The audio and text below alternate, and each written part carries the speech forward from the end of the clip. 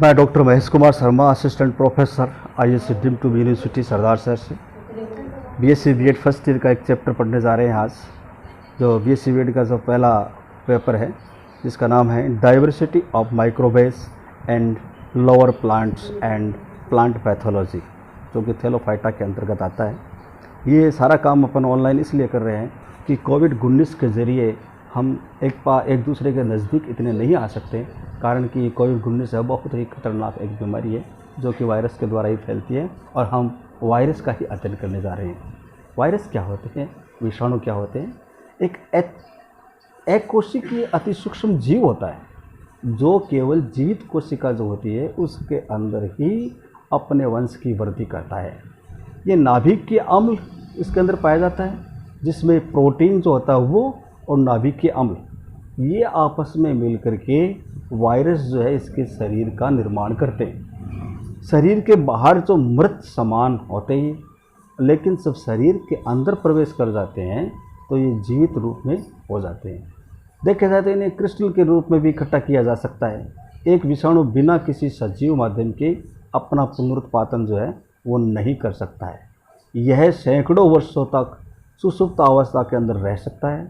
जब भी एक जीवित माध्यम या धारक जो है इसके संपर्क में आता है तो उस समय उस जीव की कोशिका को भेद करके आच्छादित कर देता है तथा जीव बीमार हो जाता है और कोशिका के मूल RNA और DNA की जेनेटिक संरचना उसको अपनी इस जेनेटिक संरचना के आधार पर बदल देता है।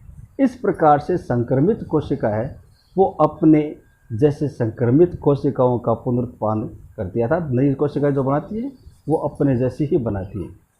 अंग्रेजी भाषा के अंदर विषाणु जो है उसको वायरस बोलते हैं और वायरस का जो अर्थ होता है वो होता है विष। सबसे पहले 1796 के अंदर एडवर्ड जेनर ने पता लगाया था कि चेचक विषाणु के कारण होता है, चेचक रोग जो होता है वो विषाणु के कारण होता है। इन्होंने चेचक के टीके का आविष्कार भी किया था।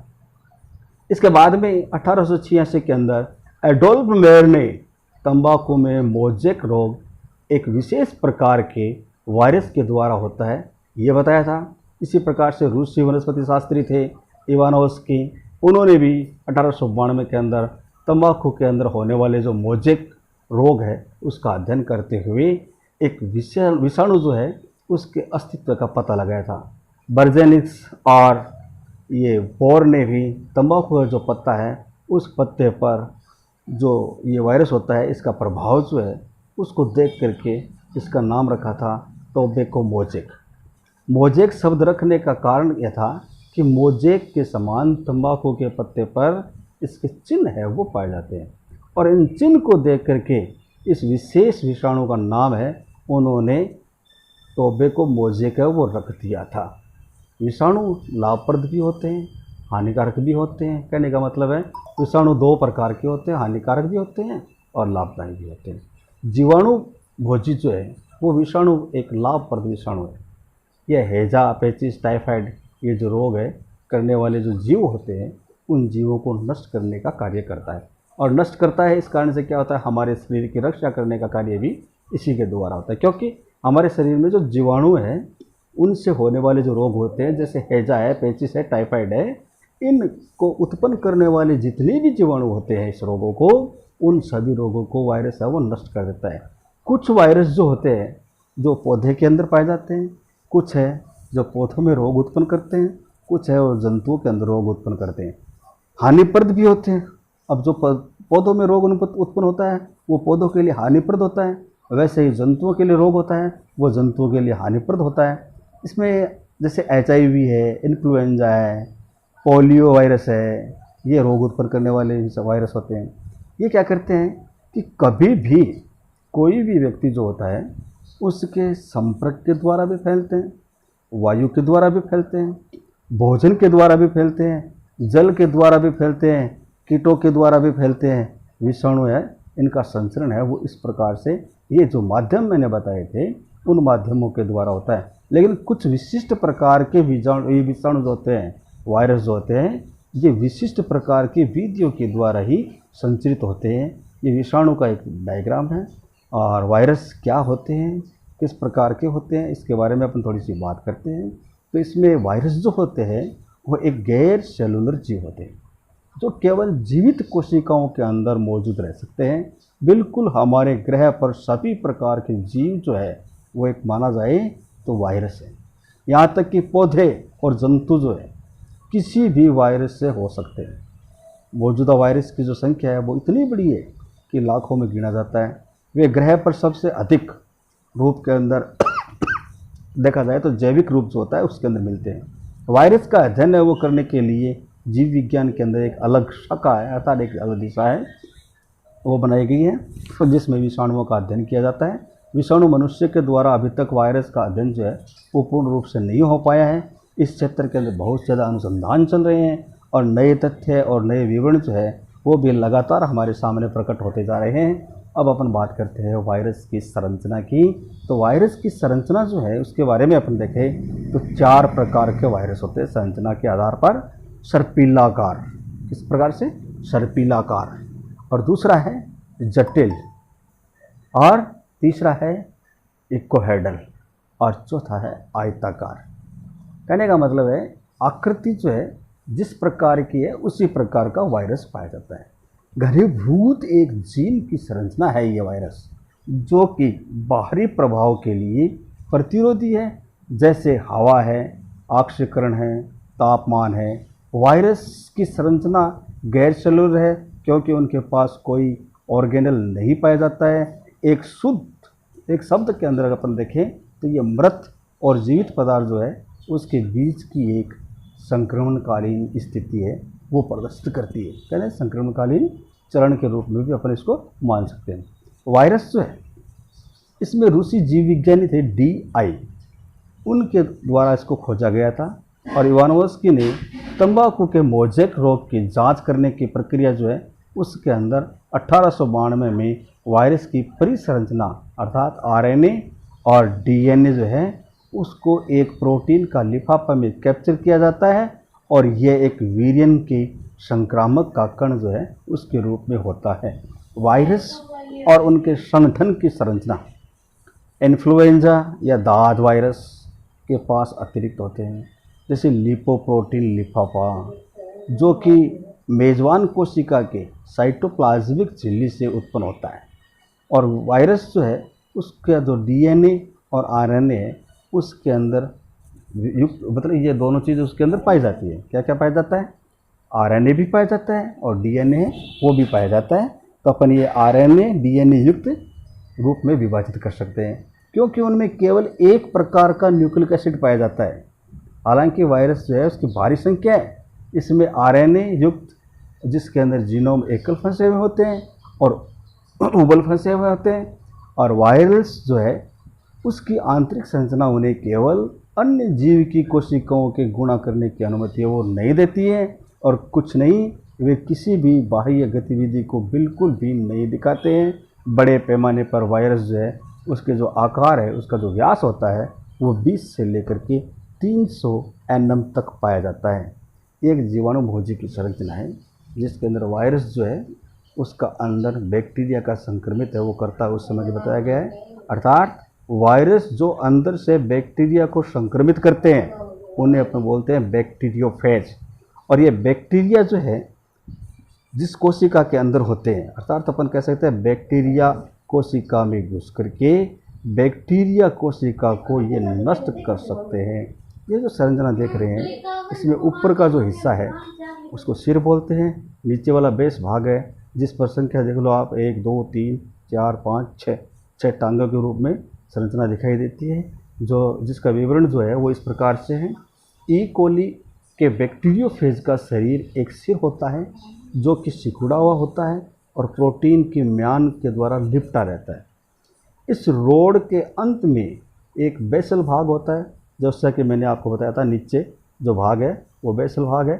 इसके अंदर क्या होता है 6 धागेनुमा संरचनाएं हैं वो पाई जाती है जिसको अपन बोलते हैं टांगे या तंतु। सिर के अंदर एक DNA अणु होता है और विशेष प्रकार की जो प्रक्रियाएं होती है उनमें सहायता से बैक्टीरियोफेज वायरस जो है वो ई कोली के बैक्टीरिया के द्वारा शरीर में जुड़ा हुआ होता है और एक विशेष प्रकार के एंजाइम्स द्वारा फेज कोशिका की जो कोशिका भित्ति है उसको ये घोल करके उसके अंदर प्रवेश कर जाता है। इसी प्रकार से अगर अपन देखें तो ये जो वायरस है ये क्या करता है कि 15 मिनट के अंदर बैक्टीरियोफेज बैक्टीरिया कोशिका जो है उसकी जो चयापचय क्रिया होती है उसको वांछित रूप से मोड़ करके पूरी तरह से रोक देता है और जीवाणु अपने जो डीएनए होता है उसके आधार पर उसका जो संश्लेषण है वो करता है, जबकि कोशिका के आधार पर होने वाला जो संश्लेषण है उसको रोक देता है। परिणाम स्वरूप क्या निकलता है, इसकी संख्या जो है वो फेज की उपस्थिति इस प्रकार हो जाती है जैसे 200 और 1000। इस प्रकार से कोशिकाएँ उनको धीरे धीरे क्या करता है, नष्ट कर देता है और बैक्टीरियोफेज जो होता है वो विषाणु और माध्यम में विभाजित हो जाता है। अंत में बैक्टीरिया कोशिका का दोहरान क्रिया है वो नहीं होती है, तो पहले ही संक्रमित क्षेत्र के अंदर जो व्यक्ति है उसमें एक पीढ़ी से दूसरी पीढ़ी के अंदर ये जहर के रूप में नहीं विष के रूप में फैलता है, तो विष के रूप में कार्य करता है। वायरल रोग क्या होते हैं, संरचना और वायरस जो है उसकी जो गतिविधि है इस तथ्य के कारण है कि वे केवल अन्य जीव के अंदर कोशिकाओं के ही अंदर ही मौजूद रहते हैं। किसी भी कोशिका में सीमित वायरस जो है वो एक गंभीर बीमारी है वो पैदा कर सकता है। अक्सर उनके हमले है वो कृषि पौधे और जानवर जो है उसके संपर्क से होते हैं। इन रोगों के नाटकीय रूप के कारण फसलें और उसके अंदर जो उर्वरता होती है वो बिगड़ जाती है और कई पशुओं की मौतों का कारण भी ये वायरस बनता है। वायरस के कारण विभिन्न प्रकार के रोग हो सकते हैं, जैसे मनुष्य के अंदर चेचक रोग होता है और चेचक रोग के बारे में हर कोई जानता है कि वायरस के द्वारा ही होता है, जैसे कि चेचक रोग है, आरपीज है, इन्फ्लुएंजा है, पोलियोमाइलाइटिस है, कंठ है और खसरा है, पीलिया है, एड्स है, यानी पोलियो है और एड्स है। ये सभी वायरस की गतिविधि के कारण होने वाले रोग है वो होते हैं। स्लेश वायरस जो है इसकी संरचना है वो लगभग हार्पीज वायरस के समान ही होती है और क्योंकि यह एक ही समूह का एक हिस्सा होता है। हार्पीज वायरस जिसके अंदर कुछ अन्य प्रकार के वायरस है वो भी शामिल होते हैं और हमारे समय में मानव में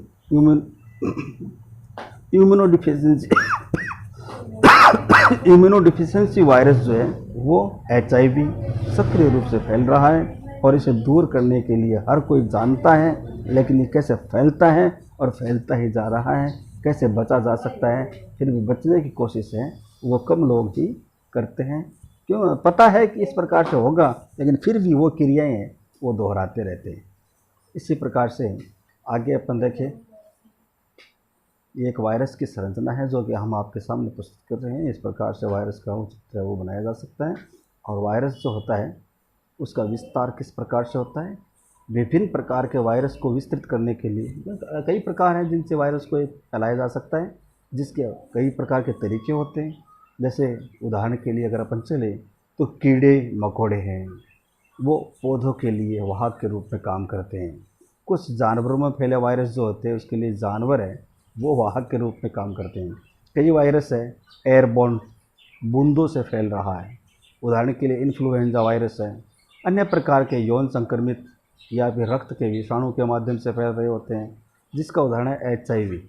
बड़ी संख्या में प्रजातियों के कारण वायरस प्रजातियों के अंदर विभाजित नहीं कर सकते हैं।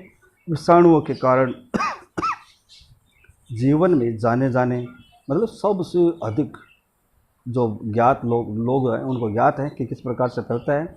अक्सर होने वाली जो घटनाएं होती है जैसे हार्पीज, इन्फ्लुएंजा, पोलियोमाइलाइटिस, खसरा, मोशा, ये उल्लेखनीय है कि जैविक वायरस के जीव है वो उसमें मतभेद इतने महान नहीं है, लेकिन फिर भी बीमारियां या प्रभाव जो होता है उसमें अंतर यह होता है कि उन्हें परजीवी के रूप में उत्तेजित किया जाता है। क्लासिफिकेशन किस प्रकार से कर सकते हैं अपन, क्लासिफिकेशन के लिए अगर आकार और संरचना जो है इसको अगर देखें वायरस के अंदर तो बहुत अंतर पाया जाता है। तो इसके आधार पर शरीर का औसत आकार जो होता है वो जीवाणु के आकार का लगभग 100वां भाग के बराबर होता है तथा प्रकाश सूक्ष्मदर्शी के नीचे भी हम शायद इनको देख सकते हैं, देखा अलग नहीं कर सकते किसी से। यह भी माना जाता है कि वायरस जो है उसमें DNA और RNA पाया जाता है। बाल्टीमोर ने अपना जो क्लासिफिकेशन किया था उसके अंदर एक विशेष प्रकार के आनुवंशिक सामग्री की उपस्थिति है वो बताई थी, और जो किसी विशिष्ट आनुवंशिक सामग्री है उसको निर्धारित करती है। एक विशेष वर्गीकरण के अंदर वायरस की जो परिभाषा है उसके लिए इसको विकसित किया गया था, जो कि उन्हें बुनियादी गुणों को अलग करता है, लेकिन एक रूपता और एक रूपता है उसमें संक्षिप्त में करता है कि वर्गीकरण का प्रजातियों में सबसे कम महत्व होता है।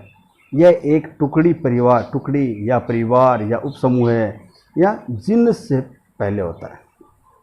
वर्गीकरण में वायरस की कुल संख्या है वो 2284 है, लेकिन कुछ जीवों के अंदर क्या होता है अभी भी वर्गीकरण वो नहीं किया जा सकता है। वहाँ एक वर्गीकरण भी है, पहले बताए गए जो वर्गीकरण थे उसके अंदर बाल्टीमोर के लिए वर्तमान के अंदर 2 वर्गीकरण है वो संयुक्त है। जैसे शुरुआती वर्गीकरण के अंदर वायरस में एक समूह को अलग किया था और कुल में 7 कुल थे, और वर्गीकरण के अंदर यह भी था कि न्यूक्लिक एसिड का बेस है वो किस प्रकार का है उसके आधार पर भी अपन वर्गीकरण है वो कर सकते हैं। विषाणु के प्रकार क्या होते हैं, प्रपोषित प्रकृति है उसके अनुसार विषाणु है उसको अपन 3 भागों में बांट सकते हैं। एक तो पादप यानी प्लांट वायरस, पादप विषाणु प्लांट वायरस। दूसरा है जंतु विषाणु अर्थात एनिमल वायरस। तीसरा है जीवाणु भोजी जिसको अपन बोलते हैं बैक्टीरियोफेज। विषाणु के द्वारा कुछ प्रकार के रोग होते हैं जिन रोगों के बारे में चर्चा करें, जैसे छोटी माता है, चेचक है, हैजा है, डेंगू ज्वर है, सुजाक है, हेपेटाइटिस ए है, हेपेटाइटिस बी है, हेपेटाइटिस सी है, हेपेटाइटिस डी है, हेपेटाइटिस ई है, और इन्फ्लुएंजा है, कुष्ठ रोग है, मलेरिया है, खसरा है, तानिक शोध है, प्लेग है, उपदंश है, टेटनस है, क्षय है, पीत ज्वर है, एड्स है, मियादी बुखार है, टाइफाइड है, स्वाइन फ्लू है और पोलियोबेलस है, और आजकल चल रहा है आपको पता है कोरोना वायरस। ये भी विषाणुओं के द्वारा ही होता है। अब हम थोड़ी सी बात कर लेते हैं विषाणु और जीवाणु जो है उनमें अंतर क्या है। जीवाणु क्या होते हैं और विषाणु क्या होते हैं। जीवाणु एक कोशिकीय जीव होता है, जो विषाणु है उसके अंदर किसी प्रकार की कोशिका नहीं होती है, गैर सेलुलर होता है। अपन ये कह सकते हैं कि अकोशिकीय जीव है। नंबर 2 पे चलते हैं। जीवाणु जो है सुषुप्त अवस्था के अंदर कभी नहीं रहते हैं, जबकि हमने वायरस के बारे में जो अध्ययन किया था उसमें ये बात आई थी कि वायरस है कई सालों यानी हजारों सालों तक सुषुप्त अवस्था में रह सकता है, और जब इनके संपर्क में कोई जीवित जीव जो है वो आता है उस समय ये जीवित हो उठ जाता है, अर्थात जीवित हो जाता है। जीवाणु जो है उसका आकार विषाणु से बड़ा होता है और ये प्रकाश से सूक्ष्म दृष्टि से देखा जा सकता है, लेकिन विषाणु का आकार जीवाणु से बहुत छोटा होता है और विषाणु को इलेक्ट्रॉन सूक्ष्म दृष्टि के द्वारा ही हम देख सकते हैं।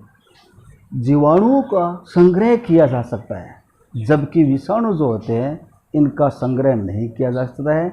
इन्हें निर्जीव की भांति क्रिस्टल के रूप में संग्रह कर सकते हैं। और इसके साथ आज का चैप्टर मैं यहीं पे क्लोज करता हूँ। धन्यवाद, आपने इसको अच्छी तरह से